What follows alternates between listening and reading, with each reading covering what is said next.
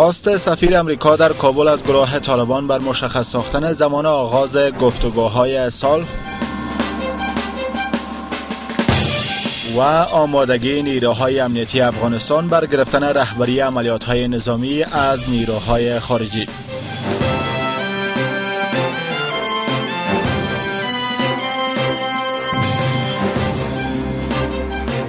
با نام خداوند یکتا با عرض سلام به برنامه خبری جهان در شهر خوش آمدید. امروز یکشنبه 24 جدی سال 1391 خورشیدی برابر است با 13 جنوری سال 2013 میلادی. من فؤاد امان هستم. حکومت بار دیگر تاکید می‌کند که وزیران دفاع، داخله، تحصیلات عالی و شهرسازی را در نشست 13 مجلس نمایندگان نمی‌فرستد. وزارت دولت در امور پارلمانی میگوید که این وزیران به دستور رئیس جمهور کرزی فردا در نشست 13 حاضر نخواهند شد. این وزارت تاکید می‌کند که تنها وزیران انرژی و آب، معارف، معدن، تجارت، مواد مخدر و اطلاعات و فرهنگ در مجلس نمایندگان برای استیضاح حضور خواهند یافت. بشیر احمد قاسونی جزئیات می‌دهد. دست کم یک ماه پیش مجلس نمایندگان فیصله کرد که 11 وزیر کابینه را در پیوند به مصرف کردن کمتر از 50% بودجه توسعه‌ایشان استیضاح می‌کند. پس از جنجال‌های زیاد در مجلس، سرانجام مجلس نمایندگان فیصله کرد تا این وزیران فردا استیضاح شوند. اما حکومت تاکید دارد که وزیران دفاع، داخله، تحصیلات عالی و شهرسازی به دلیل اینکه در سال 1390 وزیر نبودند در جلسه استیضاح شرکت نخواهند کرد. وزارت دولت در امور پارلمانی مجلس نمایندگان را متهم به قانون شکنی می کند و می گوید که بر بنیاد اسناد وزارت مالیه وزیران انرژی و آب، معارف و مبارزه با مواد مخدر که بیش از 50% بودجه توسعه‌ای خود را مصرف کرده‌اند نیز استیضاح می شوند. این تصمیم رهبری دولت بوده، یعنی بساط در رأس دولت مقام عالی رئیس جمهوری هدایت دادن و تصمیم اتخاذ شده. این تصمیم نیست که وزرا منفردانه تصمیم گرفته باشند و خواسته باشند تا در جلسه عمومی استیضاحیه ولسی جرگه شرکت نکنند. با این همه مجلس نمایندگان تاکید دارد در صورتی که وزیران دفاع، داخله، تحصیلات عالی و شهرسازی برای پاسخگویی فردا در نشست 13 حاضر نشوند رد صلاحیت خواهند شد. ټول وزیران د اساسي قانون د اویاومې ماده په اساس ولسی جرګې ته مسؤل دي. نو په هغه صورت کې بیا د استیضاح موضوع نه مطرح کیږي ځکه د نوموړي وزیر نه راتګ خلاف د قانون عمل بلل کیږي، نه راتګ. نو موږ به مستقیما همدغه وزیر ته د سلب اعتماد صندوق اګدو او ولسی جرګه ورته د عدم اعتماد رای ورکړي. از سوی هم گفته‌های درباره مسائل سیاسی، قومی، تنظیمی و پولی در استیضاح و عدم استیضاح وزیران از سوی مجلس وجود دارند. هم در بخش حکومت، هم در بخش اپوزیسیون و هم در بخش پارلمان، یعنی اعضای پارلمان هم وقتی یک ماه هست جنجال داره، منافع شخصی مطرح هست، مسائل قومی مطرح هست، مسائل گروهی مطرح هست، ارتباطات افراد مطرح هست، همه گپا تاثیرگذار است. هرچند حکومت گذاشتن صندوق برای رد صلاحیت وزیران دفاع، داخله، تحصیلات عالی و شهرسازی را از سوی مجلس نمایندگان غیر قانونی می‌داند، اما معلوم نیست که مجلس نمایندگان تا چه اندازه برای عملی کردن تصمیم خود اراده قوی دارد. سفیر امریکا در کابل امیدوار است تا کابل و واشنگتن به زودی در پیوند به موافقتنامه امنیتی به توافق برسند. او میگوید که چالش‌های در برابر توافقنامه امنیتی میان کابل و واشنگتن وجود دارد و به زودی این چالش‌ها حل خواهد شد. از سوی دیگر سفیر امریکا در کابل در پیوند به توافق رئیس جمهور کرزی و باراک اوباما برای گشایش دفتر طالبان در قطر از این گروه می‌خواهد تا هر چیز زودتر زمان مشخصی را برای گفتگوهای صلح اعلام کنند.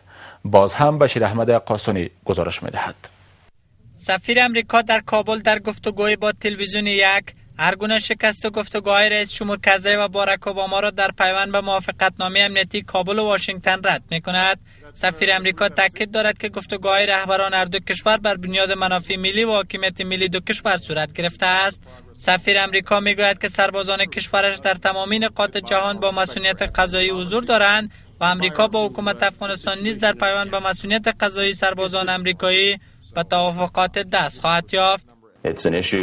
معاهدات امنیتی ما بر پایه اعطای مسئولیت قضایی سربازان ما شکل گرفته است که صدها معاهدات همچنینی را با متحدان امنیتی خود به امضا رسانیده ایم و تمام کشورهایی که با ما قرارداد امنیتی به امضا رسانیدند از این طرح ما حمایت کردند و ما کاملا مطمئن هستیم که در خصوص اعطای مسئولیت قضایی با افغانستان نیز به توافقات دست خواهیم یافت.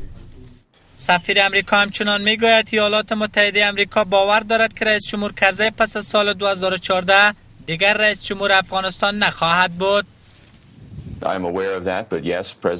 در این خصوص باید بگویم که رئیس جمهور کرزی به ما اطمینان داده است و نیز وی در سخنرانی خود در دانشگاه جورج تاون صریحاً اظهار داشتند که وی پس از سال 2014 به قدرت باقی نخواهند ماند و یک رئیس جمهور بازنشسته خواهد بود و باید بگویم که ما در رابطه به این موضوع هیچ شکی نداریم و مطمئن هستیم که حامد کرزی پس از سال 2014 به قدرت باقی نخواهد ماند.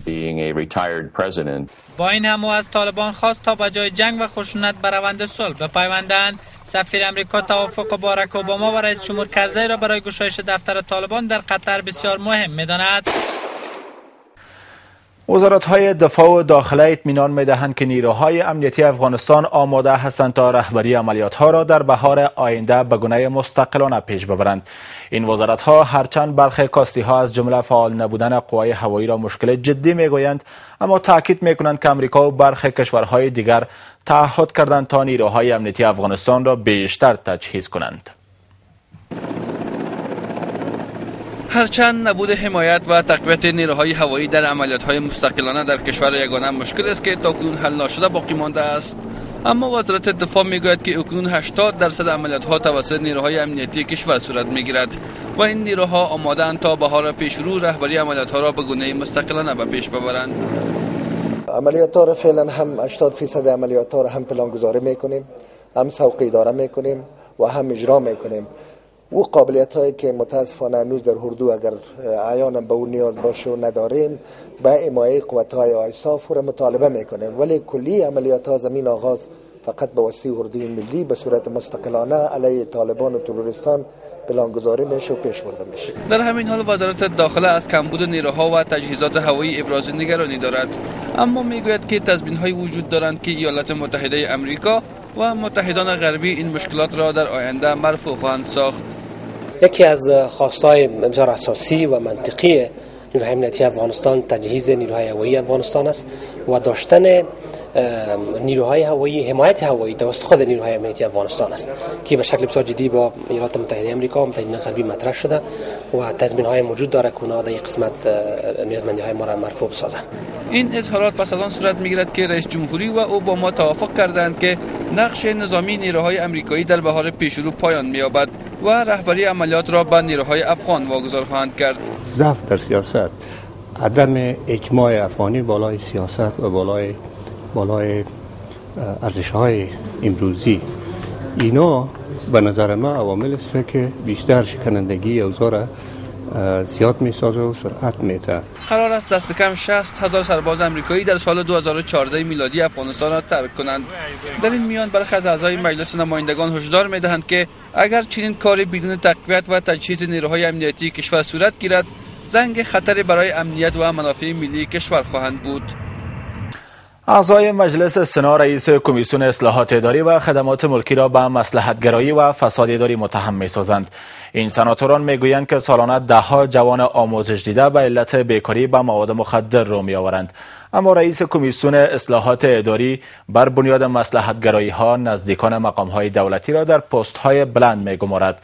از سوی هم رئیس کمیسیون اصلاحات اداری و خدمات ملکی میگوید که بیشتر اعمال بر این کمیسیون برای به کار گماشتن افراد از سوی نماینده‌های پارلمان بوده است. نظیفه محبوبی گزارش می‌دهد.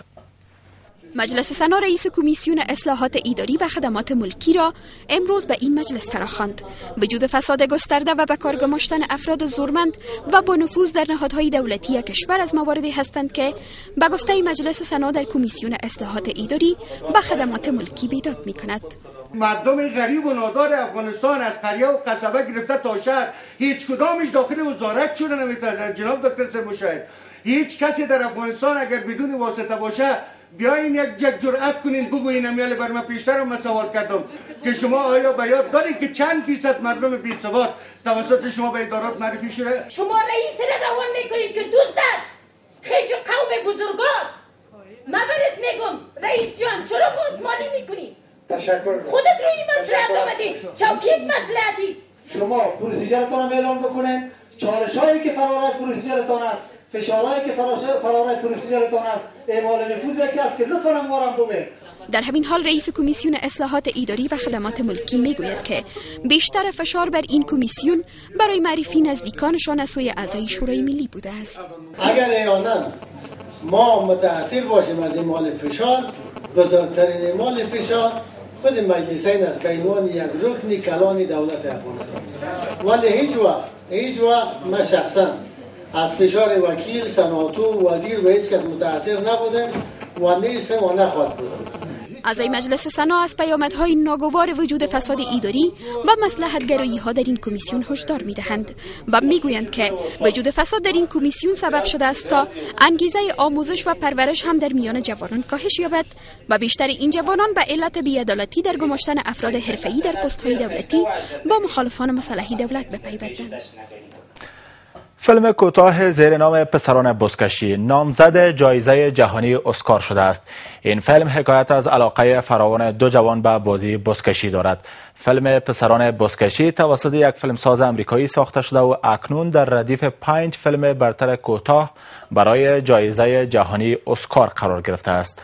روح‌الله آرمان گزارش در این باره تهیه کرده است.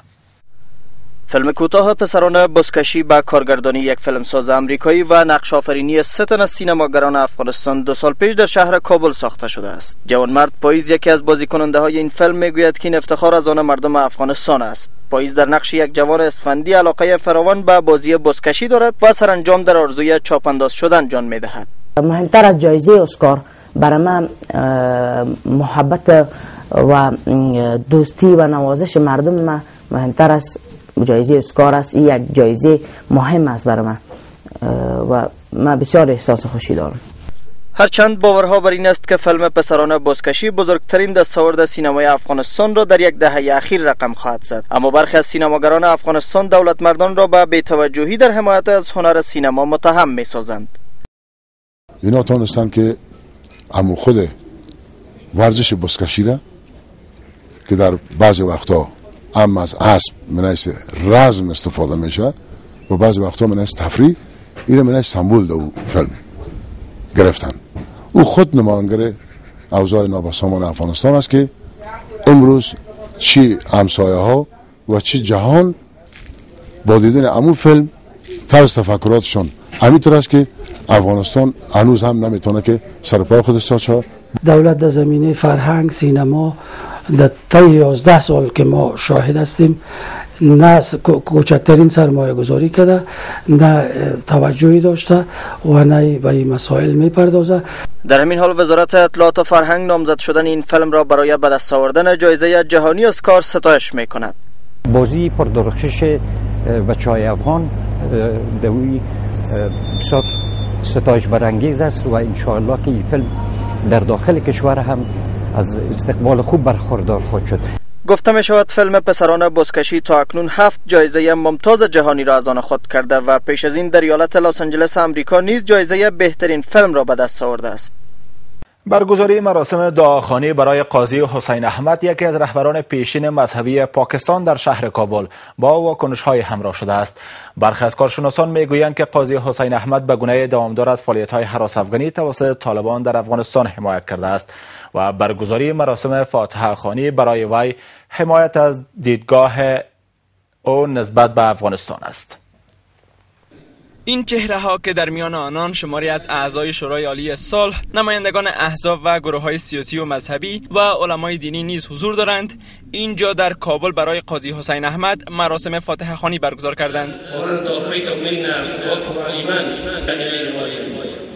این مراسم در وضعیت برگزار می‌گردد که قاضی حسین احمد پیش از مرگش در یک گفتگوی تلفنی با تلویزیون یک حکومت افغانستان را یک نظام نامشروع، تحمیلی و دست نشانده خوانده و گفته بود که ضدیت با نیروهای خارجی در افغانستان یک امر لازمی است. ما حکومت افغانستان را یک حکومت شرعی نمی‌دانیم. این حکومت کسی که تحمیل شده است در افغانستان و تحمیل شده است از ممالک غرب و از امریکا. ضد امریکا و مداخلت امریکا هر چی که میتوانند یعنی لازم است به مسلمانان، چرا که با دولت و سرزمین یک مسلمان تجاوز کردند. با وجود این سخنان، برخی از چهره‌ها در داخل از جمله اعضای شورای عالی صلح میگویند که قاضی حسین احمد بالای مردم افغانستان حق و دین دارد. قاضی صاحب خدمات دا نه هیرون کې دي. الله تعالی دې بیا هم دته او د جماعت ټول ورونو ته اجرونه نصیب کړي. دغه تعزیتي غونډه د دې نه زیات په موږ باندې حق دی چې موږ دغه تعزیتي غونډې د افغاني علماو، پاکستانی علماو او د دواړو ورونو ملتونو ترمنځ د جریانات تعقیب کو او د دې خبرې غوښتنه وکړو. حالا این کار واکنش‌های شدیدی را به همراه شده است. شماری از کارشناسان قاضی حسین احمد را سازمانده فعالیت‌های حراست‌افکنانه و حملات انتحاری و قاتل مردم افغانستان می‌دانند. این کارشناسان می‌گویند افرادی که برای وی در کابل مراسم فاتحه برگزار می‌کنند، همدستی خود با کارنامه‌های قاضی حسین احمد را بیان می‌دارند. قاضی حسین احمد، سمیع الحق، فضل الرحمن و امثال هم پاکستانی‌ها اینا عامل بدبختی و قتل و قتال در افغانستان هستند.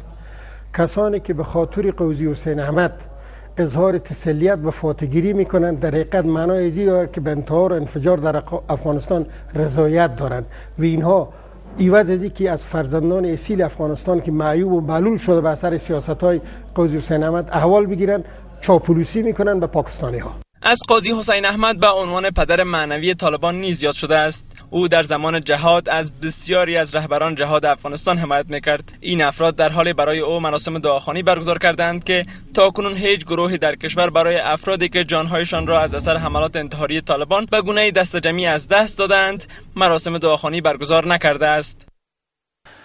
طالبان پاکستانی پس از اعلام صلح با دولت این کشور میگویند که پس از این به حملاتشان در افغانستان ادامه میدهند. برخی از اعضای مجلس نمایندگان این تصمیم را جز راهکار تازه پاکستان برای افزایش خشونت‌ها در افغانستان میدانند. از سوی هم فرمانده پلیس قندهار پاکستان را حامی سرسخت طالبان میگوید و تاکید می‌ورزد که بخش بزرگ تهدید امنیتی در این ولایت از آن سوی مرز سازماندهی می‌شود. اعتراض خیابانی شهروندان شیعه مذهب پاکستانی در واکنش به کم توجهی نیروهای امنیتی این کشور برای تأمین امنیت جان آنان وارد دومین روز شد. این معترضان از مقام‌های دولتی می‌خواهند تا تمامی گروه‌های دهشت‌افکن به شمول لشکر جنگاوی را در این کشور از بین ببرد. 3 روز از حمله خونبار بر اهداف شیعیان پاکستان در شهر کویت این کشور می‌گذرد، اما تاکنون تظاهرات خیابانی باشندگان شیعه مذهب پاکستان ادامه دارد. لشکر جنگاوی پاکستان حمله 3 روز پیش بر شهر کویت را پذیرفت. عمران خان رئیس تحریک انصاف پاکستان نیز به شهر کویت رفته است تا نشان دهد قوم هزاره پاکستان جدا از دیگر اقوام ساکن در این کشور نیست. من میخواهم این موضوع را روشن سازم که تمام مردم پاکستان در غم و درد شما شریک هستند. ما تا زمانی که شما به عدالت دست یابید مبارزه خواهیم کرد. پاکستان اخیراً گواه خشونت‌های شدید فرقه‌ای بوده است، چنانکه دیدبان حقوق بشر سازمان ملل متحد اعلام کرده است که در نتیجه خشونت‌های فرقه‌ای در سال گذشته میلادی بیشتر از 400 شهروند شیعه این کشور کشته شدند. در همین حال مقام‌های امنیتی پاکستان میگویند که در نتیجه انفجار یک ماین کنار جاده در وزیرستان شمالی دست کم 14 تن کشته و بیشتر از 20 تن دیگر زخمی شدند. به گفته مقام‌ها این بم یک کاروان نیروهای امنیتی را در منطقه میرانشاه هدف قرار داد و تمام قربانیان این رویداد نیز سربازان ارتش هستند.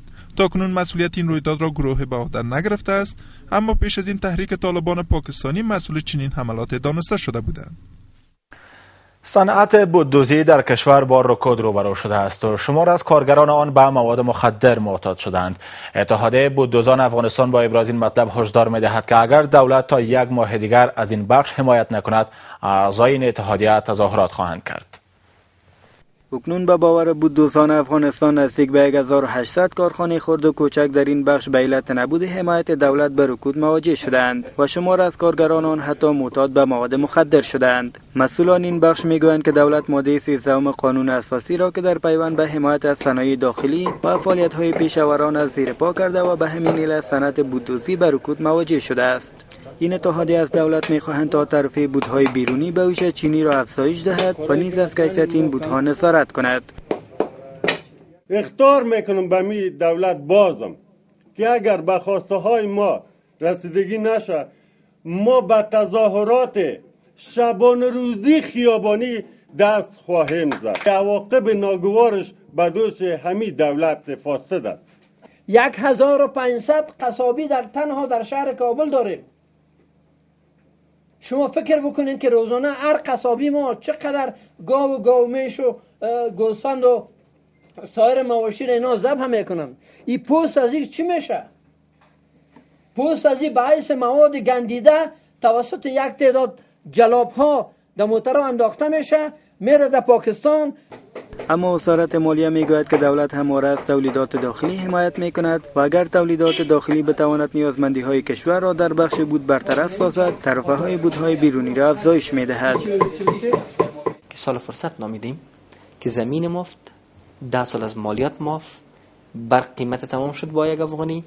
لطف کنن از این فرصت استفاده کنن، فابریکه های بزرگ بوده بسازن تا باشه که نیازمندی را پوره کنه. شمار از کارخانه های بوددوزی به علت نبود حمایت دولت نمی توانند با بودهای ساخت شرکت های بیرونی به ویژه چین رقابت کنند. این کارگاه کوچک بوددوزی در کشور روزانه 20 جور بود تولیدات دارد. تمام کشورهای جهان میتونیم بگوییم که ما میتونیم خودکفا هستیم، میتونیم در مقابل تمام کشورهای که دیگه ایسا چیم ما میتونیم یک چیزی تولید کنیم. 200 روپیه یا الا 300 روپیه کار چینایی رو در بازار استقبال میشه، ولی یعنی کار ما که چرم است دال پیاز تک استقبال نمیشه.